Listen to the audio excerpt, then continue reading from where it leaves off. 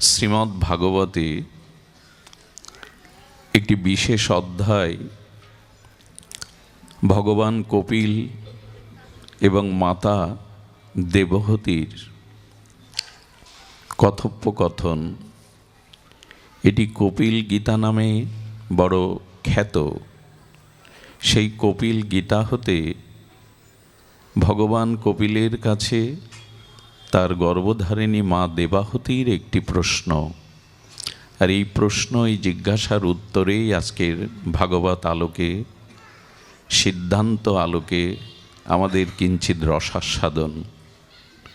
জিজ্ঞাসা করছেন, ইচ্ছা দেশ বিহীনেন সর্বত্র সমচেতসা। ধ্যান দিন। ভগবদ ভক্তি যুক্তেন প্রাপ্তা ভাগবতী গতি। দেখবেন, মৃত্তিকা দিয়ে মাটির ঘট তৈরি হয় এবং ঘটের বাহিরে অভ্যন্তরে মাটি বর্তমান থাকে এবং ভেতরে বাহিরে এই সৃষ্টির উপাদান মাটি দেবতার মন্দিরে মঙ্গল ঘট, যজ্ঞ ঘট হয়ে ভগবানের উপাসনায় কাজে লাগে। কিন্তু মাটি বা ঘটের অভিমান নাই। আমাদের জীবনে ভগবৎ গতি প্রাপ্তির উপায় হলো, আমরা সৃষ্টি হয়েছে আমাদের সৃষ্টি হয়েছে চেতনা দিয়ে। আমরা বেঁচে আছি এই চেতনার দ্বারা। সৃষ্টি হয়েছে চিৎ শক্তি চেতনা দিয়ে, বেঁচে আছি সেই চেতনার দ্বারাই। আর এই চেতনা যদি ফল এবং আসক্তি শূন্য হয়ে এই জগৎ জীবের সেবায় ভগবানের কাজে লাগতে পারেন, তখনই আপনার জীবন ভাগবত গতিতে, ভগবত প্রাপ্তিতে পরিসমাপ্তি হবে। কথাটি একটু ধ্যানযোগ্য। মাটি দিয়ে মাটির ঘট নির্মাণ হলো, মাটির উপাদান ঘটের ভেতরে বাহিরে বর্তমান, আর সেই মাটির ঘট দিয়ে মঙ্গল ঘট, দেবী ঘট দিয়ে ভগবানের অর্চন হলো। আমাদের সৃষ্টি হয়েছে ভগবানের চিৎ চেতনা দিয়ে। আমরা এই জগতে বেঁচে আছি ওই চিৎ চেতনার দ্বারা।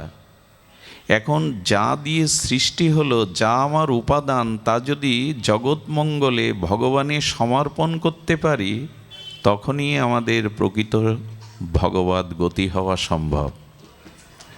তা হয় না। ধ্যান দিন। আমাদের এই ভক্তি প্রাপ্তির বা ভাগবত গতির অন্তরায়, এই অন্তরায় কোথা থেকে আসে? বলো, রাগ আর দেশ হতে।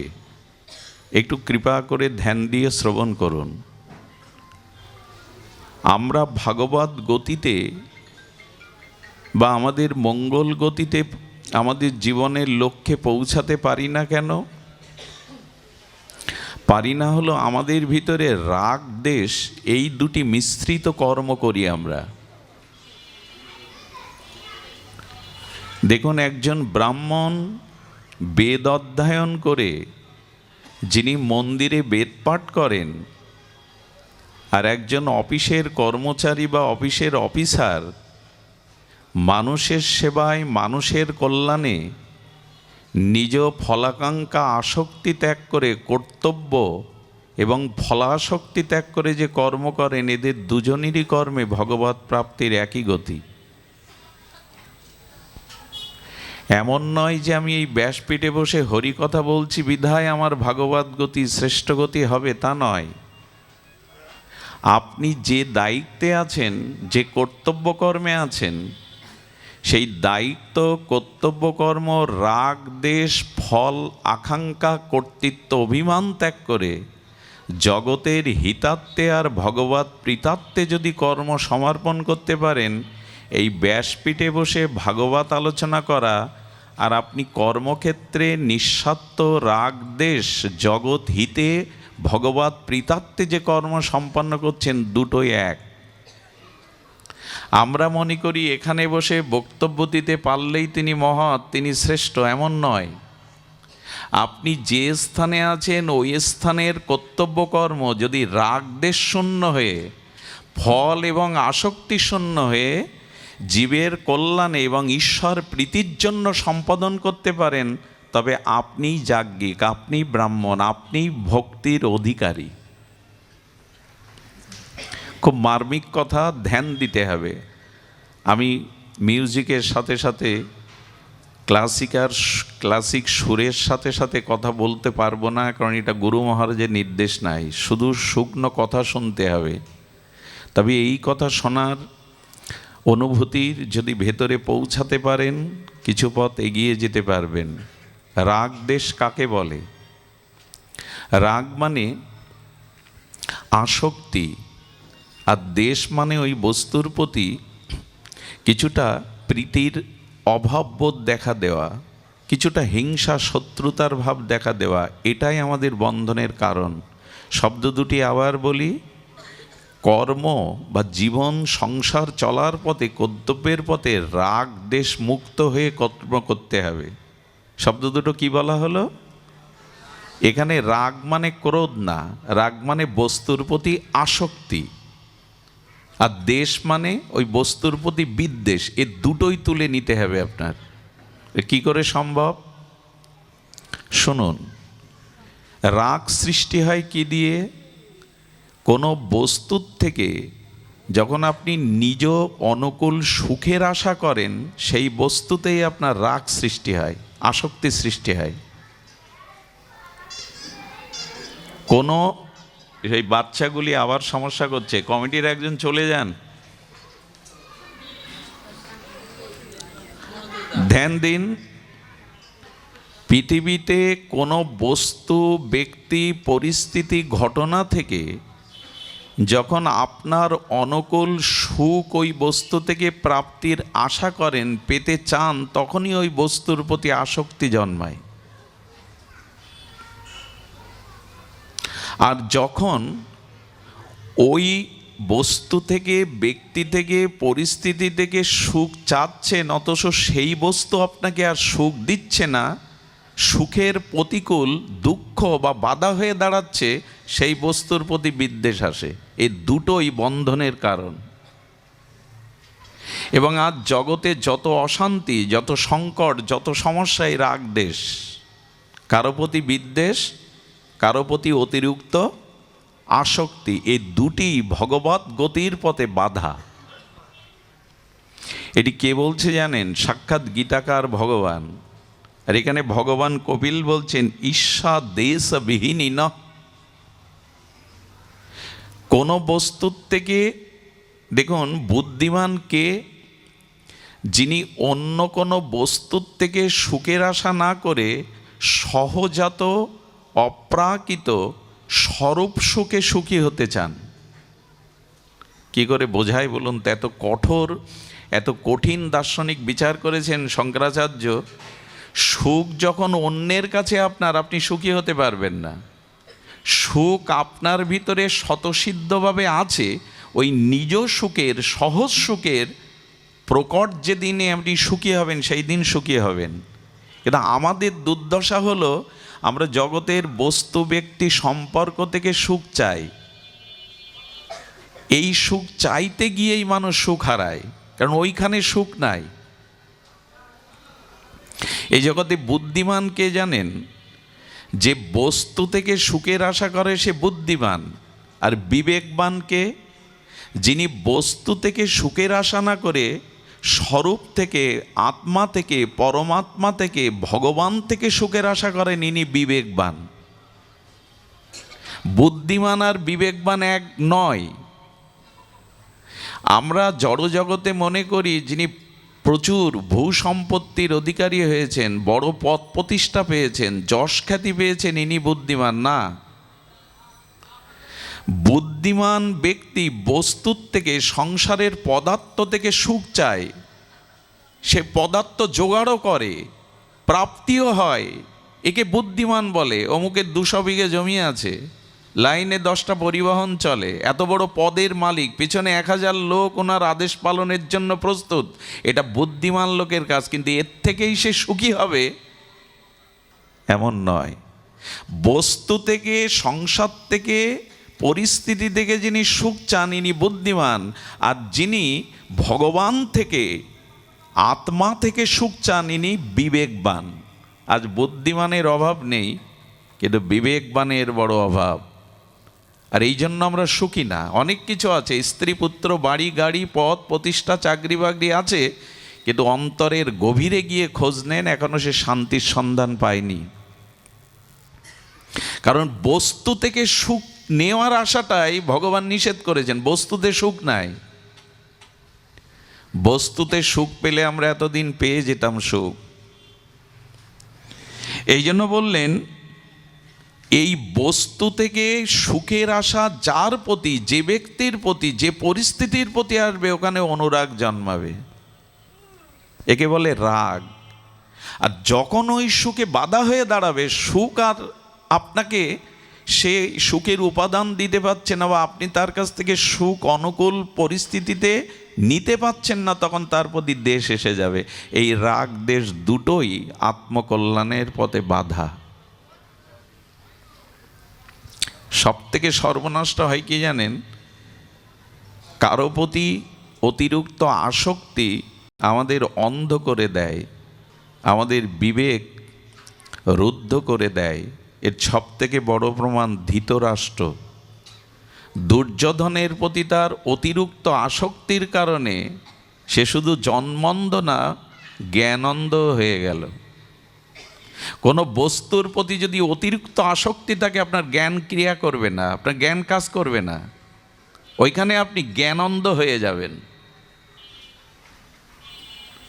এই জন্য ধৃতরাষ্ট্র দুর্যোধনের প্রতি অতিরিক্ত মাত্রা, অতিরিক্ত আসক্তির কারণে দ্রৌপদীর লাঞ্ছনা বসে বসে দেখছেন। পঞ্চপাণ্ডবদের বিষক্রিয়া দিয়ে হত্যা করতে যাচ্ছে, তাও সমর্থন দিচ্ছেন। পঞ্চপাণ্ডবদের যতগৃহে পুড়িয়ে মারার ব্যবস্থা হচ্ছে, কেন? তুমি বলতে পারো না তুমি শ্রেষ্ঠ?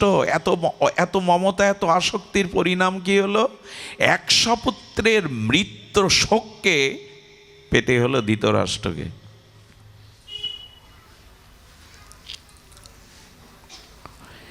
এই জগতে যখনই কোনো বস্তুর প্রতি অতিরিক্ত মমতা, আসক্তি আনবেন, স্ত্রী হোক, পুত্র হোক, জগতের কোনো পদার্থ, দুঃখ আপনার জন্য অপেক্ষা করছে। বিবেকহীন ধ্বংস আপনার জন্য অপেক্ষা করছে। আজকে যা কিছু ঘটছে সমাজে, এই অতিরিক্ত আসক্তির কারণে। সব কিছুর সূত্র এটাই, মৌলিক সূত্র। কোনো বস্তুর প্রতি আসক্তি যদি আনতে হয়, শ্রী ভগবানের প্রতি আনুন। যেখানে আসক্তিটা প্রেমের রূপ নেয়, ধ্বংসের রূপ নেয় না। কারো যদি স্রষ্টার প্রতি, ঈশ্বরের প্রতি অতিরিক্ত আসক্তি এসে যায়, এর নাম হয় প্রেম। আর এই জগতে কারো প্রতি প্রবল আসক্তির নাম হয় কাম। কাম ধ্বংস আনে, প্রেম মানুষের আত্মকল্যাণ বয়ে আনে। আজকে ভাগবত মানে কিছু গল্পগাথা নয়, গান বাজনা নয়, হই হুল্লোড় নয়। ভাগবত মানে এই তত্ত্বটা অনুধাবন করা, মানুষের জীবনের প্রকৃত কল্যাণ, ভাগবত গতিকে অনুধাবন করা। কারো প্রতি রাগ বা দ্বেষ রেখো না। ভগবানের প্রতি আসক্তি রাখো, সেটা প্রেমের কারণ হবে। আর দেশ বা বিদ্বেষ যদি কারো প্রতি থাকে, সেটাও ভগবানের প্রতি রাখো, তাতে ভগবত প্রাপ্তি হবে। কি মজার ঘটনা দেখুন। ঘট মাটি দিয়ে তৈরি হলো, ভেতরে বাহিরেই মাটি, আবার ভগবানের সেবায়ও লেগে গেল, তাতে তাকে মঙ্গল ঘট বলা হলো। ভগবানের চরণে ঠাঁই পেল। অর্থাৎ রাগ ভগবানের প্রতি আসুক, আসক্তিও ভগবানের প্রতি আসুক, দুটোই ওইখানে আসুক, বিপদ নেই, পরাগতি, শ্রেষ্ঠ গতি, মঙ্গল গতি পেয়ে যাবেন। একটা দৃষ্টান্ত শুনুন। ভগবানের প্রতি সব থেকে বেশি আসক্তি ছিল, রাগ ছিল কংসের। কার ছিল? কংসের। একজন প্রশ্ন করেছিল মহাত্মাকে, পৃথিবীর শ্রেষ্ঠ মৃত্যু কার হয়েছে বলুন। এ সাধুর মাথা ঘুরতে লাগলো, কি উত্তর দেবে? পৃথিবীর অন্যতম শ্রেষ্ঠ মৃত্যু কার হয়েছে? সাধু ছিলেন বৈদিক জ্ঞানে পারঙ্গম, অপ্রাকৃত অপরোক্ষ অনুভূতি লব্ধ ছিল তার বৈদিক জ্ঞান। ইনি বলেছিলেন, আমার জানা মতে কংসের মৃত্যুই শ্রেষ্ঠ। কংস ভগবানকেই দেখতে চাইছে না, হত্যা করতে চাইছে। উঠতে বসতে বিদ্বেষ, জলের গ্লাস হাতে নিয়ে ফেলে দিচ্ছে, জলের মধ্যে কৃষ্ণ দেখছে, ওই বুঝি ওর থেকে আমাকে মারতে আসছে। শয়নে শয্যাতে দেয়ালের দিকে তাকিয়ে দেখছে, দেয়াল ভেদ করে কৃষ্ণ তাকে হত্যা করতে আসছে। খাদ্য দেখলেই মনে হচ্ছে কৃষ্ণ এর থেকে প্রকট হবে। শয়নে, স্বপনে, জাগরণে, নিদিধ্যানে, প্রস্তুতে শত্রুভাব কৃষ্ণের প্রতি, ওই বুঝি এলো। ধ্যান দিন তো, দেশ করছে কার সাথে? বিদ্বেষ করছে ভগবানের সাথে। কৃষ্ণকে সে চাইছে না, কৃষ্ণকে জীবন থেকে সরিয়ে দিতে যাচ্ছে, অথচ কংস কৃষ্ণের কাছে গেল না, কৃষ্ণই কংসের কাছে এলো। কংস তাকে ছুঁড়ে ফেলতে চাইছে, বাঁচতে কে না চায়? কৃষ্ণ তার বুকের ওপরে বসে গেছে। বলুন তো, কংস ছুঁড়ে ফেলতে চাইছে শত্রুকে, কে মরতে চায়, অথচ বুকের ওপরে বসেছে কৃষ্ণ। আর শ্রীকৃষ্ণের হাতে কংস এই মহামৃত্যু যখন পেলেন, কংসের দিব্য চিন্ময় আত্মাটা গোবিন্দের চরণে গিয়ে লীন হয়ে গেল। আচ্ছা, শত্রুতা করেও এমন মৃত্যু পাওয়া যায়? ভগবানের চরণে সাযুজ্য লীন হয়ে যায়। বলেন, ওই জন্য তো বলছি, যদি বিদ্বেষ বা হিংসাও করতে হয় ভগবানের প্রতি করো। এর কারণ কি? এর কারণ দেখবেন, মিত্র বা বন্ধু বা যার প্রতি আসক্তি অনুরাগ আছে, তার থেকে বেশি করে চিত্তের মাঝে শত্রুর কথা বেশি চিন্তা হয়। শত্রু যদি আপনার থেকে শক্তিশালী হয়, তাহলে মিত্রর থেকে শত্রুর চিন্তাটা আপনার চিত্তকে বেশি আক্রান্ত করে। ওই বুঝি সর্বনাশ করলো, ওই বুঝি ক্ষতি করলো, ওই বুঝি আমার পেছনে এই পরিকল্পনা করলো। বোঝা যায় মা কথা? অর্থাৎ কে না উপায়ে না মন কৃষ্ণ নিষেবয়াত, আসক্তিতে হোক বিদ্বেষে হোক, তোমার মনের গতি চিন্তাটা ভগবানে দাও, এইখানেই পরাগতি। আমাদের উপায় কি আর হবে? আচ্ছা, আগুন লেগেছে এক জায়গায়, বাঁচার জন্য আমরা মূল আগুনের কেন্দ্র থেকে দূরে সরে আসি কিনা? আর ওই আগুনের হাতে বাঁচবার জন্য আমরা শীতল জলে গিয়ে ডুব দেই। সংসারটাকে শাস্ত্র কি বলেছে? সংসার দাবানল ভবমহা দাবাগ্নি। সংসারে অশান্তির, মৃত্যুর আগুন জ্বলছে, সম্পর্কহীনতার, স্বার্থের। এখন যেখানে আগুন লাগছে তার মধ্যে থাকা উচিত না সাইডে আসা উচিত?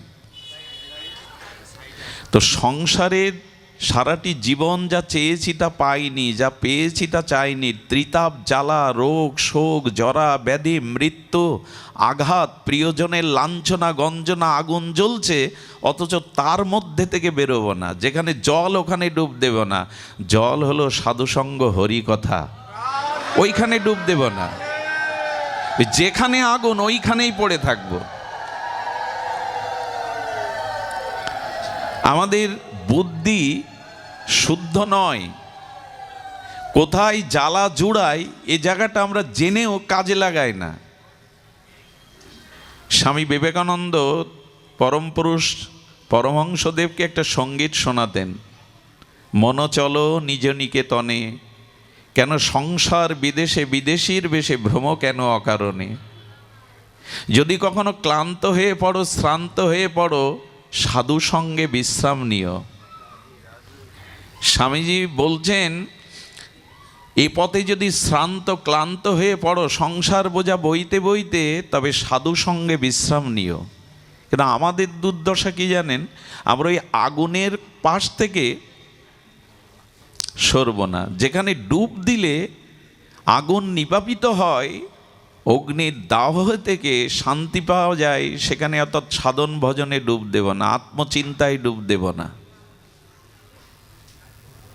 আমাদের সংসারের কত বড় প্রবঞ্চনা জানেন? স্ত্রী মারা গেল, চিতায় তার লাশ যখন পুড়ছে, তখন ওই অগ্নির মধ্যে দিয়ে আমার সুখময় অতীত স্মৃতিগুলো ভেসে আসছে। সেই মনোরমা প্রেয়সী সুন্দরী যুবতীর স্ত্রীর সাহচর্য, প্রেম নিবেদন, তার মধুর বাক্য, তার স্মৃতিগুলো। আর ওই চিতায় তার লাশ জ্বলতে জ্বলতে স্মৃতিগুলো যখন কাঁদাচ্ছে, ব্যথা দিচ্ছে, তখন ভেতর থেকে বলে উঠছে, আর কাউকে মন দেব না, আর কাউকে ভালোবাসবো না। 2 মাস যেতে পারে না, 1 বছর যেতে পারে না, সুর উল্টে যায়। একাকী বাঁচা যায়, একাকী সংসার করা যায়। আর একজনকে ঠকালো, আর একজনের হাত ধরল। এই সংসার বড় বিচিত্র জায়গা। এর স্বরূপটা এখানে যন্ত্রণা।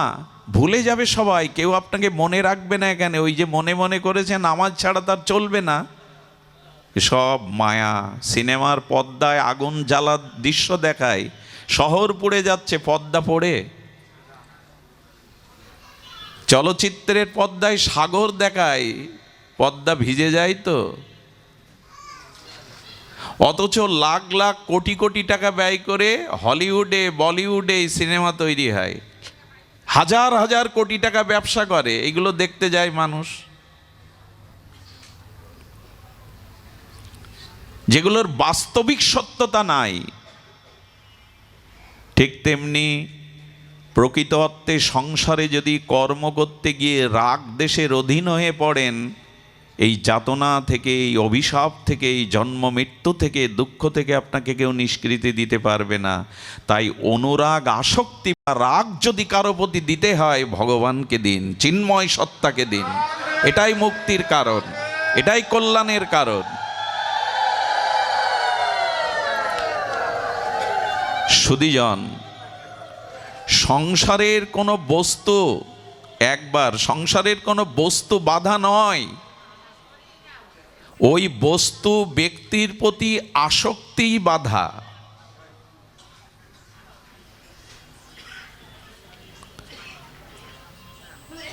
শুদ্ধ চেতনা না এলে, অন্তর্মুখী না হলে, গুরু কৃপা, সাধু কৃপা, মহৎ কৃপা, শাস্ত্র জ্ঞান না হলে এই রহস্য ভেদ করা যায় না। আপনারা ভাবতে পারেন, হস্তিনাপুরের কুরুক্ষেত্রের রণাঙ্গনের পরে যুধিষ্ঠির মহারাজ হস্তিনাপুরের রাজ সিংহাসনে আসীন। কেবল জীবনে সুখের মুখ দেখেছে প্রজাবৎসল ন্যায়পরায়ণ ধর্মরাজ যুধিষ্ঠির রাজা। যখনই শুনলেন তাদের প্রাণপ্রিয় গোবিন্দ অপ্রকটে লীলায় গমন করেছেন, এ জগতে আর নাই, তার ধ্বজঙ্কুশ চিহ্নিত, তার দিব্য সান্নিধ্য আর পাব না, শ্রী গোবিন্দের মধুর পবিত্র সান্নিধ্য হতে বঞ্চিত হলাম, যেন দিবাভাগে সূর্য অস্তগামী হয়ে গেল। বিরহে কাতরা হয়ে সিংহাসন ছেড়ে পঞ্চভাই দ্রৌপদীকে নিয়ে তারা পৃথিবী ছেড়ে দিলেন। এরই বলে ভালোবাসা। তুমি নেই, আমার কিছুই নেই। এই জন্য অনুরাগ বা বিদ্বেষ যদি দুটোই স্থান খুঁজে পান ভগবানের প্রতিদিন, এতে আপনার ভগবত পরাগতি হবে, জগতে দিলেই ফেসে যেতে হবে। আমি প্রায় একটা ইতিহাসের কথা আপনাদের শোনাই। পৃথিবীর সপ্তম আশ্চর্য এই ভারতবর্ষে আগ্রাতে তাজমহল 22,000 মিস্ত্রি 22 বছর ধরে রাজকোষ থেকে অর্থ ব্যয় করে যিনি এটা সপ্তম আশ্চর্য বানিয়েছিলেন, সেই শাহজাহানকে বন্দি দশায় আজীবন কাটাতে হয়েছিল। এক মুঠো ভাত ছুঁড়ে দিত দাস দাসীরা। তাজমহল করেও আপনি শান্তি পাবেন না, পৃথিবীকে তাক লাগিয়েও সপ্তম আশ্চর্য জিনিস তৈরি করেও আপনি শান্তি পাবেন না।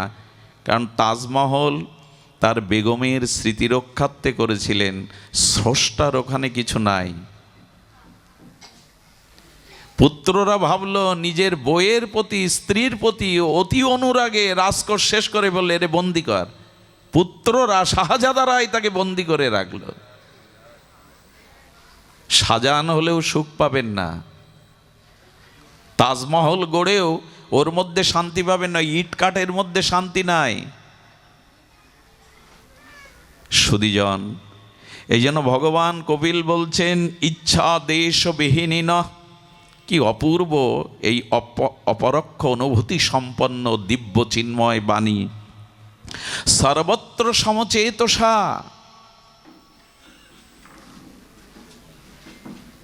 সমাধি কাকে বলে জানেন? সমানে স্থিতি তাকে বলে সমাধি।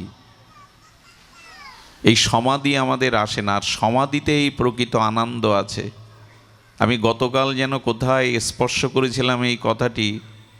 দেখুন, প্রকৃত সুখ, প্রকৃত চিৎ আনন্দ এগুলির মধ্যে নাই।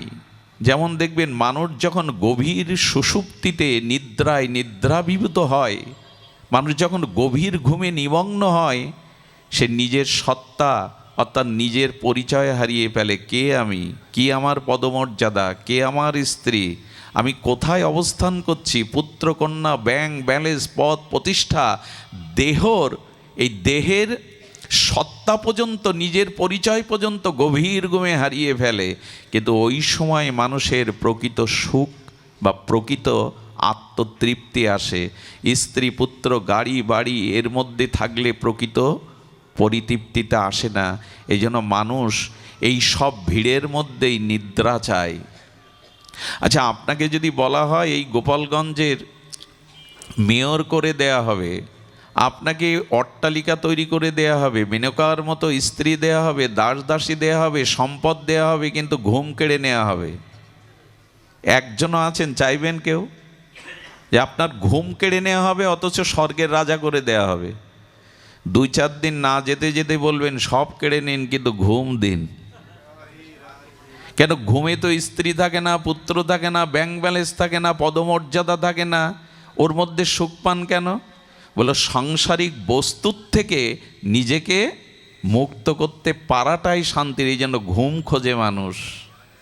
একজন রোগী রোগ যন্ত্রণায় কাতর ব্যক্তিকেও ডাক্তাররা নিরুপায় হয়ে ঘুমের ওষুধ দিয়ে দেয়, একটু শান্তি থাকুক, ছটপট এই যন্ত্রণা থেকে শান্তি পাক। কারণ কি?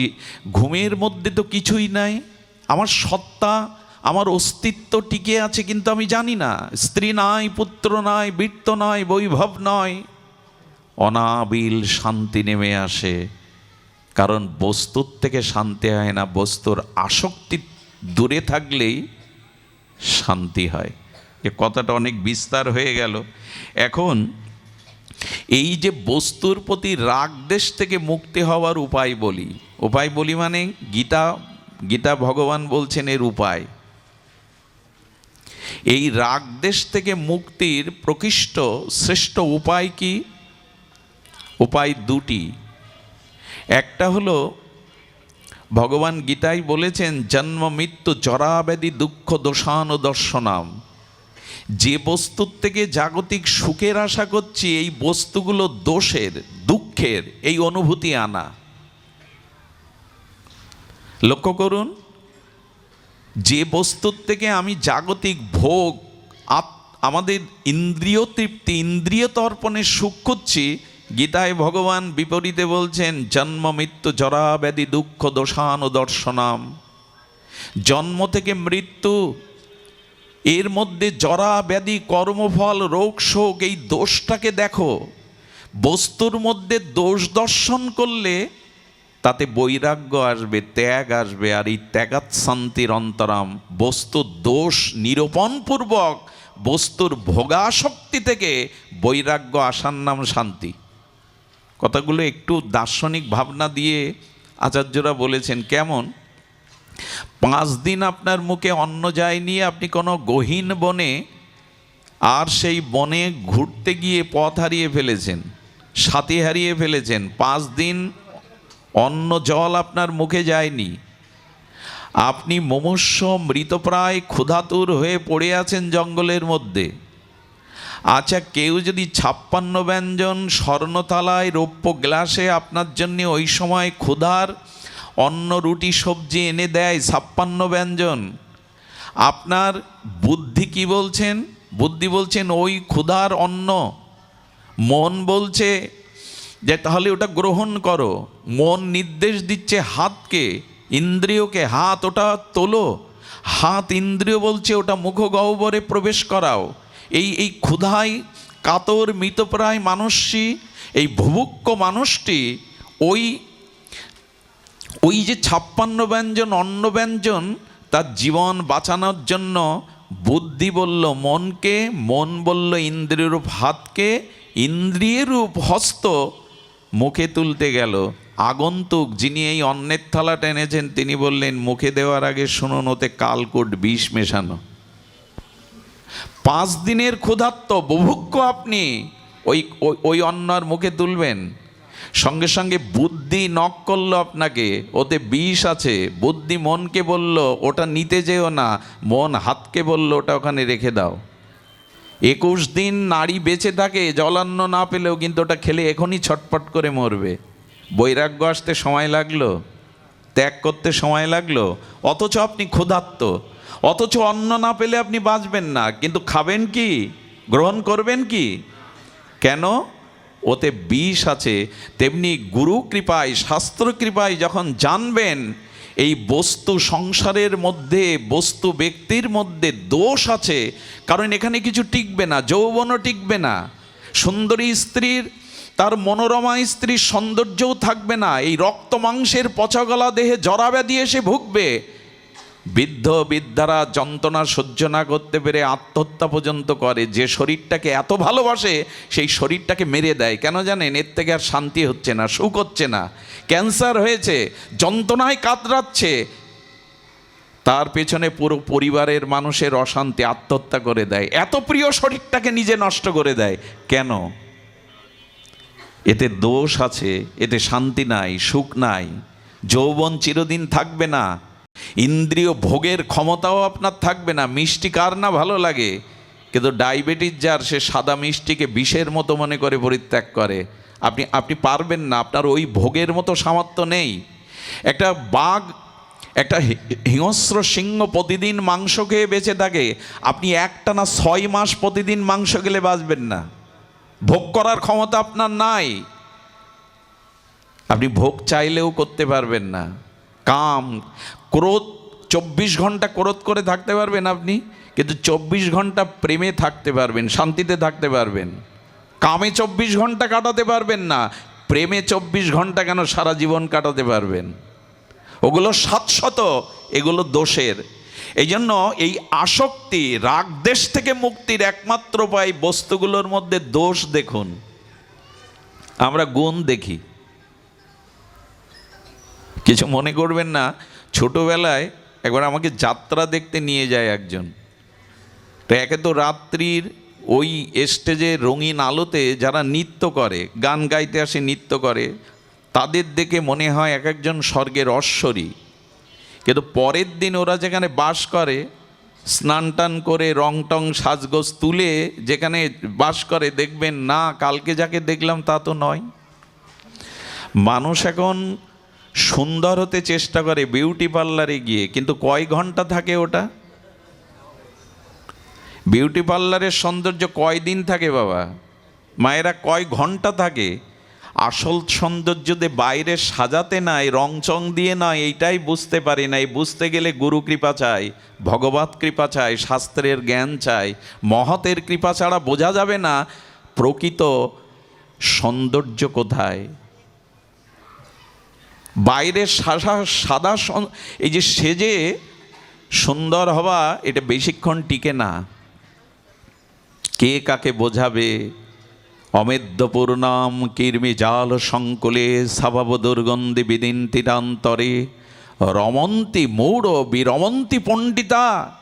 ভাগবত বলছেন পণ্ডিত ব্যক্তি কখনো এই রূপ যৌবন, এই মরদেহ, এই জড়দেহ, এই মৃত্যু কবলিত দেহ, এই প্রারব্ধ জরাব্যাধির দেহে সুখ খুঁজে পান না, সুখ তাতে চান না, আত্মসুখের অনুসন্ধান করেন তিনি। সুধীজন, এই জন্য শাস্ত্রে বলছে জন্ম মৃত্যু জরাব্যাধি দুঃখ দোষানুদর্শনম। বস্তুতে দোষ দেখো, তাহলে আর আসক্তি হবে না। বিষ আছে বিধাই তো অন্ন মুখে দিলেন না, অথচ আপনি ক্ষুধার্ত। ত্যাগ আসতে সময় লাগে? বৈরাগ্য আসতে সময় লাগে? লাগে না।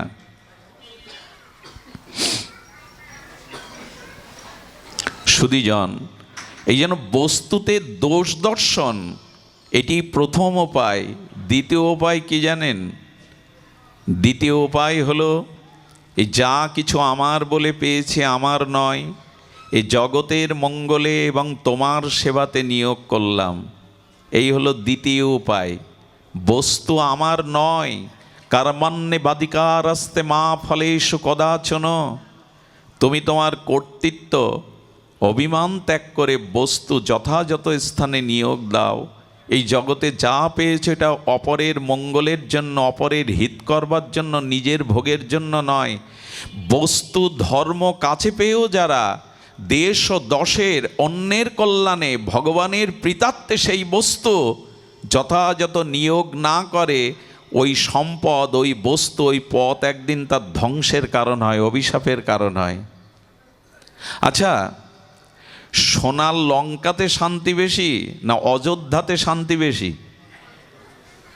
একটু উত্তর দিতে হবে আপনাদের। শান্তি কোথায়? কেন? লঙ্কাটা পুরো সোনা দিয়ে বাঁধানো, ওখানে কোনো অভাব নেই, সমুদ্রের ওপারে শত্রু পৌঁছাতে পারে না, অথচ সেই সোনার লঙ্কা জ্বলে সার হয়ে গেল, খার হয়ে গেল। অযোধ্যার মাটিকে এখন মানুষ গড়াগড়ি দিয়ে প্রণাম করছে। কারণ কি? রাবণ তার স্বর্ণলঙ্কা করেছিল নিজের ভোগের জন্য, রামচন্দ্র অযোধ্যার নির্মাণ করেছিলেন অন্যের কল্যাণের জন্য, অন্যের সেবার জন্য। এটা কি বুঝি যে আমার কাছে যা অর্থ সম্পদ ক্ষমতা আছে এটা আমার ভোগের জন্য না? এ ভোগ করতে গেলেই অভিশাপে জড়াতে হবে, সোনার লঙ্কা পুড়ে যাবে। অন্যকে সেবা করে দেখুন, আপনার বস্তু ধর্ম অন্যের কল্যাণে কাজে লাগিয়ে দেখুন, যে শান্তিটা আপনি পাবেন ভোগের দ্বারা ওই শান্তি আজ পর্যন্ত কেউ পায়নি, পাওয়া সম্ভব নয়। আসলে প্রকৃত কোনো বস্তু আমারই তো নয়, আমি নিয়ে আসিনি। জন্মের সময় না এনেছি স্ত্রীকে, না এনেছি পুত্রকে, পিতামাতাও আমার সাথে আসেনি, আগে এসেছে। সম্পদও আনিনি, সেই উলঙ্গ বিবস্ত্র অবস্থায় জগতে এলাম। আর মৃত্যুর পরে চিতায় আগুন দিলে আগে কাপড়টায় বসনটাই পড়বে। ভগবান যেন প্রকৃতির নিয়ম শাসনকে জানিয়ে দিলেন, যেভাবে এসেছো ওইভাবেই চলে যাও। তোমার গরুগুলো, গাভী মাগুলো গোয়ালে থাকবে, তোমার সাথে শ্মশানে আসবে না। তোমার ব্যাংকের গচ্ছিত অর্থগুলো ব্যাংকে থাকবে, তারা তোমার জন্য অনুনয় বিনয়, চোখের জল, দুঃখ প্রকাশ, ব্যথা প্রকাশ করবে না, সাথে যাবে না। তোমার অলংকারগুলো সিন্ধুকে আলমারিতেই পড়ে থাকবে, জড় বস্তু ওদের মতো তোমার জন্য তাদের শোক হবে না। এত সুন্দর আসবাবপত্র যা গড়েছিল একটাও তোমার সাথে দেবে না। একটা মাটির কলসি দিয়েও সেটা ভেঙে আসবে, আস্ত রাখবে না। এটা কি বোঝো না? তোমার প্রেয়সী স্ত্রী শ্মশান পর্যন্ত যাবে না, রাজপথ পর্যন্ত চৌকাঠ ডিঙিয়ে যাবে। সব বন্ধুদের মৃত্যু যাত্রা পথে পাবে না। যারা শ্মশানে যাবে তারা অর্ধেক লোক চিতায় আগুন থেকে চলে আসবে নিজের কাজের জন্য। মৃত্যুর ওপারে কে তোমার সাথে যাবে তার চিন্তা করেছো? জগতে যা পেয়েছেন তা জগতের কল্যাণে দিয়ে যান। জগতের প্রয়োজনে সেই বস্তু বন্টন করুন। বৃন্দাবনের বর্ষণার বাবা, বিনোদ বিহারী বাবা, রাধারানীর কৃপামূর্তি, অনন্য ভজননিষ্ঠ, উত্তরপ্রদেশের যোগী আদিত্যর মতো এরকম একজন মন্ত্রী গিয়ে তার চরণে মাটিতে বসে প্রণাম করে। বাবার তো একটা কুঞ্জও ভালো নাই, এটা কুঠিরও নাই, তার কাছে কি নিতে যায় এরা মন্ত্রীরা, প্রধানমন্ত্রীরা কি নিতে যায়?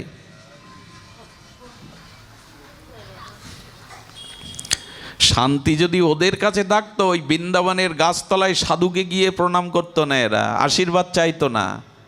আসলে এই শান্তি কোথায় এ সন্ধান জানতে গেলেও গুরু কৃপা লাগে, মহৎ কৃপা লাগে।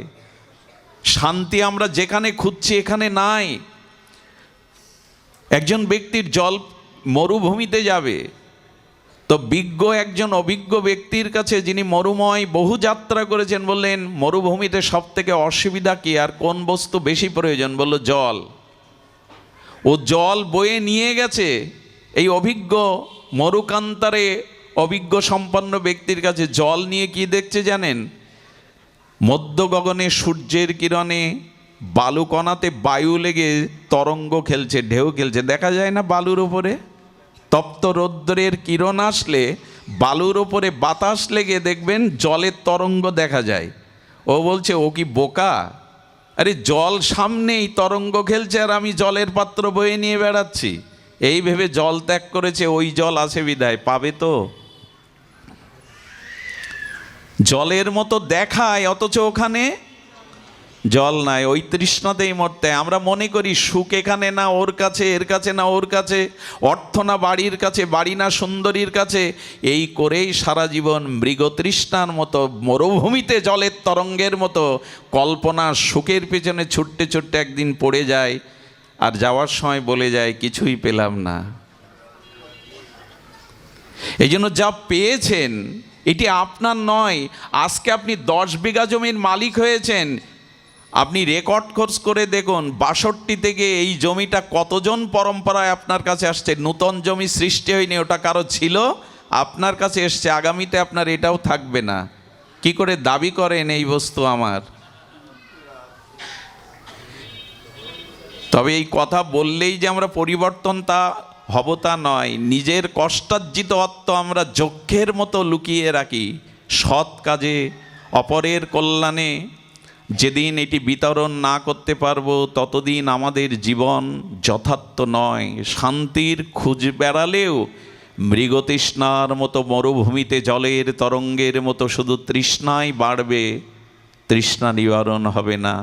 তাই বস্তু জগৎ কল্যাণে প্রয়োজনে দাও যার প্রয়োজন, আর ঈশ্বর পিতাত্বে সেটা ব্যয় করো।